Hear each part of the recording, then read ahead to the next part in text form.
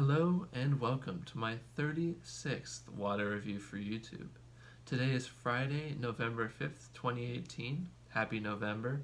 And for my first water review in November, I will be reviewing Radenska, a Slovenian carbonated mineral water from the town of Radenci in the northeastern part of Slovenia on the border with Austria. Now, Radenska is one of Slovenia's oldest brands, founded back in 1869, and they are also responsible for distribution of 12 other brands, including Pepsi, 7-Up, and Evian. Radenska, the spring, was discovered by physician Karl Henn, seen here, and he also discovered that Radenska has medicinal properties. We will see if I notice any of those medicinal properties later.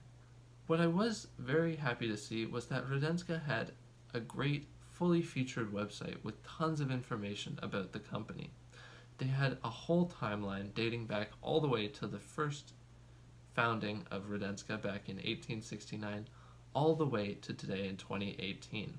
With a fun little fact, in 1920 a dwarf appeared on Radenska's label.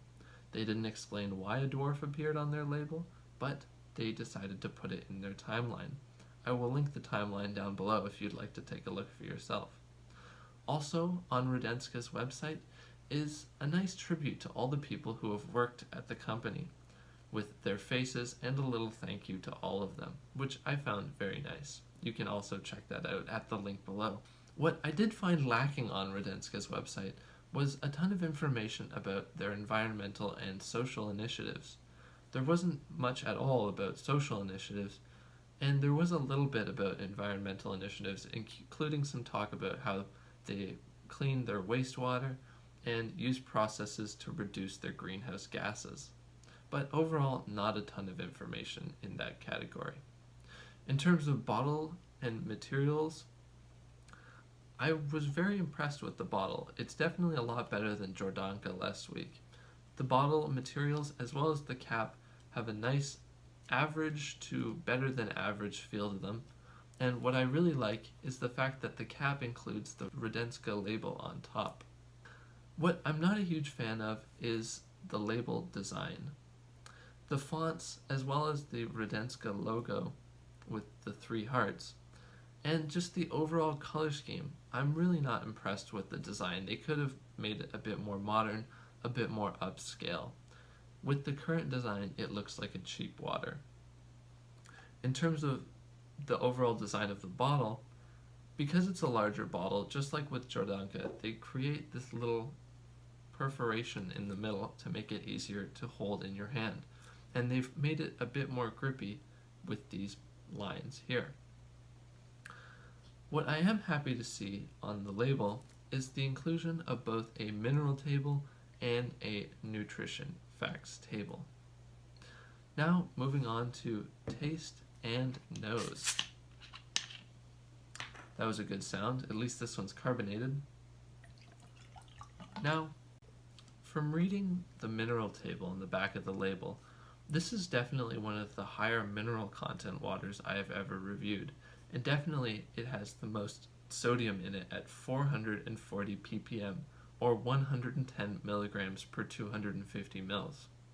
There's also a good amount of calcium at 200 ppm as well as large amounts of both of magnesium, potassium, chlorine, and sulfate. Now on the nose, I get a zestiness. It came back. I lost it in the Jordanka, but it's back in the Radenska.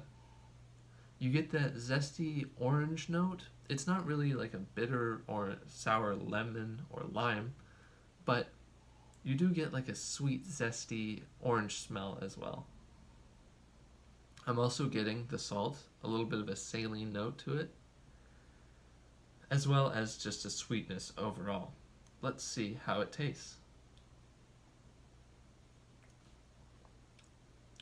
Right off the bat, you get the saltiness. It comes very quickly and then goes away and immediately switches into that sweet, zesty, sour orange note that I was talking about. And then at the end, the salt just kind of comes back as like a wave.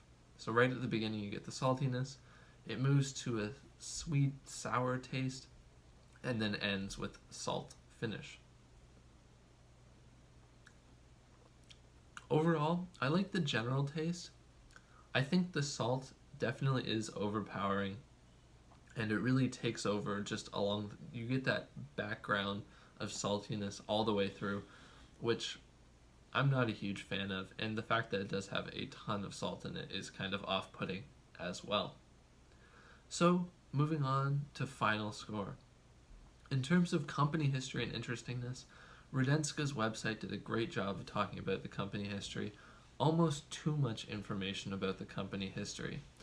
What I was missing out was that there wasn't a whole lot of social or environmental initiatives talked about on their website. But luckily the website was in English, so it was easy to find everything. In terms of bottle design and materials, the materials are definitely average to above average, but the design is a bit lacking, a bit dated, and kind of lower, cheaper feeling and looking. But what is nice to see is the inclusion of the tables on the label. So in terms of bottle design and materials, they get 1.75 out of 2.5 points. Now in terms of taste, the taste is pretty good. If it just didn't have so much salt, I would certainly like it a lot more. In terms of just overall smell, it has a very complex nose, as well as a nice, unique, complex taste. So in terms of taste and nose, I am giving it 2 out of 4 points. In terms of value, this 1.5 liter bottle cost $1.49 at my local grocery store. And that's not a bad value, but I feel like I would rather buy a 1 liter bottle of Perrier for 10 cents cheaper, because I would certainly enjoy the taste a lot more. So, overall, Radenska scores a nice 6.25 out of 10, putting it right in the middle of the carbonated waters I've reviewed. It did better than Borjomi and Jordanka, but not as good as Perrier or Canada Goose. So, I hope you all enjoyed my water review for this week. Please like, comment, and subscribe. Let me know which water you'd like me to review next week, and I will see you all next week. Thank you.